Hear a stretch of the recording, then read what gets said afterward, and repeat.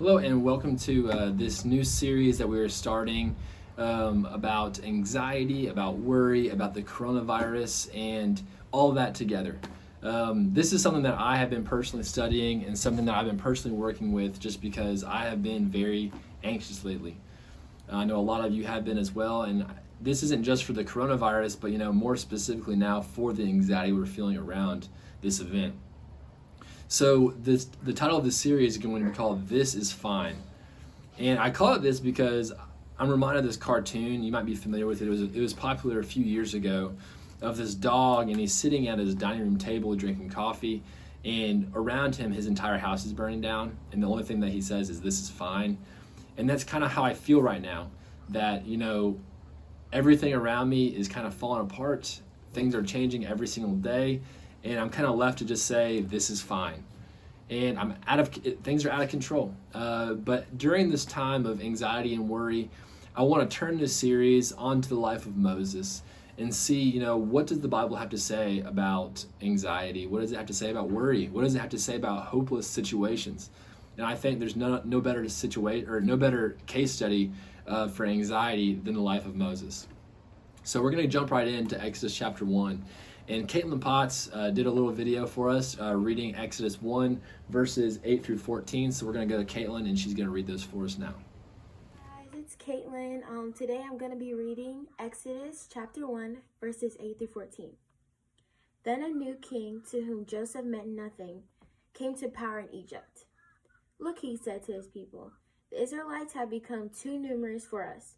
Come, we must deal shrewdly with them, or they will become even more numerous, and if war breaks out, we'll join our enemies, fight against us, and leave the country." So they put the slave masters over them to oppress them with forced labor, and they built Pithom and Ramesses as store cities for Pharaoh. But the more they were oppressed, the more they multiplied and spread. So the Egyptians came to dread the Israelites and worked them ruthlessly. They made their lives bitter with harsh labor in brick and mortar, and with all kinds of work in the fields, and all their harsh labor, the Egyptians worked them ruthlessly. Have a nice day, guys. Thanks, Caitlin. If you're like me, a few things come to mind when I hear these verses being read. So, A, this sounds like a terrible situation, and B, I'm really glad that I wasn't there because that sounds awful.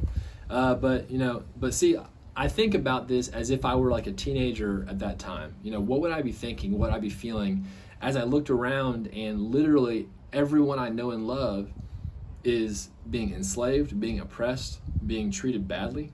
And while all that is true, I've also been told my entire life that I am part of God's chosen people. Well, if I looked around and I saw all these things happening, I don't think I'd believe that very much. And so Israel is going through a really difficult time, and as you can imagine, I think they're feeling fear, anxiety, worry, all those things that, would be accompanying those events. And I'm not saying the situation that we're experiencing today is exactly like that, but I think the sentiment is very similar. This idea of hopelessness, this idea of anxiety, fear, worry, all these things can, I think, be crossed over to how we're feeling today. And the question, I guess, remains is how we respond. But before we do that, I think we skipped over something that's very important in Exodus chapter 1. So if you're with me, go to Exodus 1, verse 6 and 7. "Now Joseph and all his brothers and all that generation died, but the Israelites were exceedingly fruitful.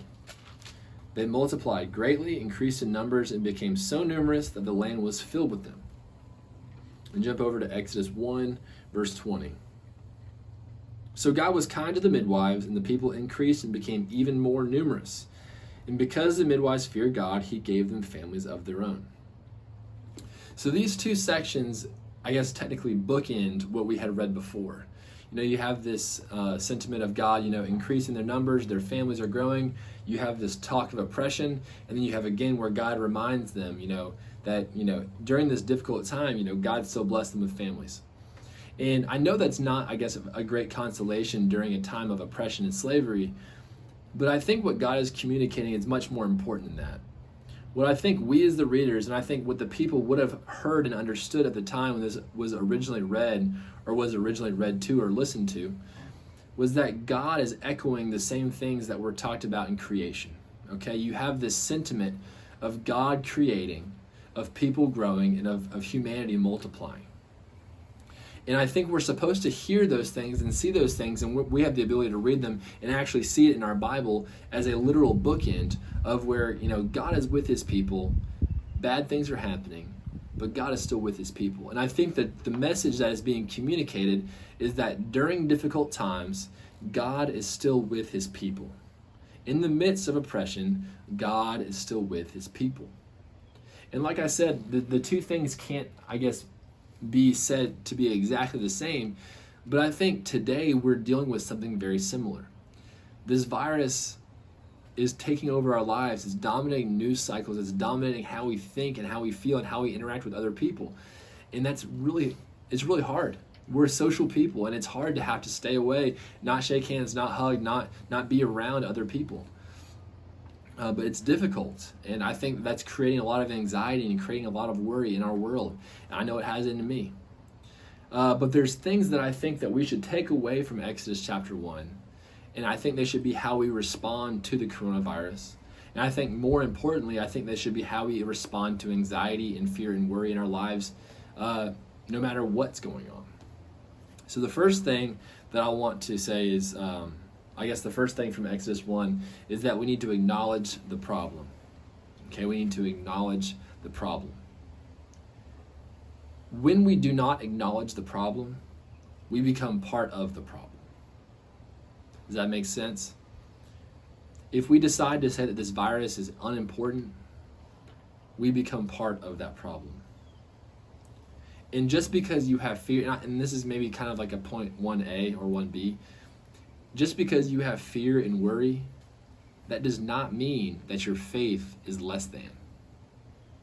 Just because you have fears about what tomorrow might be, that doesn't mean that your faith in God is any less. Because I've seen, pastors going to jail, right? I've seen people, who are disregarding the guidelines of the CDC because they have this great faith. And I understand, that sentiment of like faith is important, and we need to recognize that, especially during this time of faith, our faith is very important. But we also need to acknowledge that this virus is very real, and that doesn't mean that your faith is any less than somebody else, right? We need to acknowledge the problem. We need to acknowledge the virus, but not only acknowledge the virus, we need to acknowledge our anxiety, our fears, our worries that we're having during this time. We need to acknowledge that, how is this affecting my kids? How is this affecting me physically, mentally, spiritually? And once we name those problems, once we give a name and kind of point out where the problems are, they have less control over how we live our lives. The more space, the more time that we give to thinking about our fears, the more time that fear will have to control us. When we let fear control our lives, we're not letting Jesus control our lives. And that doesn't mean that we have it all, perfect right now. It just means we have to acknowledge our fears and acknowledge the problem to move forward from it. So that's number one, acknowledge the problem. Number two, acknowledge God. It's great, it's great to acknowledge the problem, but if we just acknowledge the problem and just say, oh great, we move on, I think we're missing out on what Exodus 1 is teaching us, okay? The Israelites were facing a serious problem. But I think when we're able to acknowledge God in the midst of our problems, not only does that fear have less space in our minds, we invite God into our problems, and that's when the real change begins to happen. And I'm not saying the moment that you pray that the coronavirus goes away, that it's going to disappear. That's not how things usually work. But I do think that when we look around and we look for God in the midst of our problems, things look a little bit different to us in the day-to-day. I know, for instance, I've been seeing different good news things, right? People are trying to post good news about teachers, about nurses who are literally flying across the country to go to places like New York, to be the hands and feet of God. They might not be saying that themselves, but guys, where love is found in the world, that's where God can be found also. Where love is found, God can be found. And when we're seeing people act generously in this time of need, we're seeing God stepping in and being present in the midst of a difficult situation. So we need to acknowledge the problem, But moving forward from that, we need to acknowledge God and see that God is present in the midst of our problems. So I hope that was, helps you in your anxiety. I hope that maybe your fears, you can see where God is working in those. But it might not be overnight. Please reach out and email us. Leave a comment if you have any needs. We want to be there for you. We might be kind of saying this is fine. We have no control, but God, we recognize that He's at work. So if you have any needs, please let us know. And I'm really appreciative of all you guys watching and all you guys tuning in. Please look for our next video and our next podcast, and just let us know what you think and what you feel and where you're at with all of this. So thanks for watching. I appreciate it.